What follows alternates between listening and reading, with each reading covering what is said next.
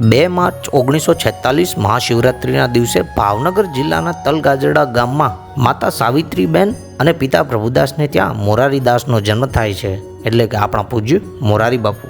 માધ્યમિક શિક્ષણ પૂરું કર્યા પછી બાપુ જૂનાગઢની શાહપુર ટીચર ટ્રેનિંગ સ્કૂલમાં જોડાયા. 1966માં બાપુએ મહુવાની પ્રાથમિક શાળામાં ભણાવવાનું શરૂ કર્યું.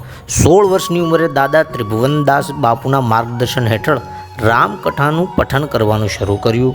પણ નિયતિને કંઈક અલગ જ વિચાર હતો. બાપુની પ્રથમ 9 દિવસની કથા 1966માં ગુજરાતના ગાંથીલા ગામમાં રામફળદાસ મહારાજના આશ્રમમાં થઈ હતી અને ત્યારથી નિરંતર લગભગ 1000થી પણ વધારે કથાનો પ્રવાહ ચાલ્યો રહ્યો અને ગુજરાતને મળ્યા મોરારી બાપુ. એટલું જ નહીં, બાપુએ જળ, જમીન અને આકાશમાં પણ કથા કરવાની પ્રસિદ્ધિ મેળવી છે, જેનું વર્ણન આપણે નેક્સ્ટ વિડીયોમાં જોશું. ત્યાં સુધી ચેનલને સબસ્ક્રાઈબ કરો. જય શ્રી રામ.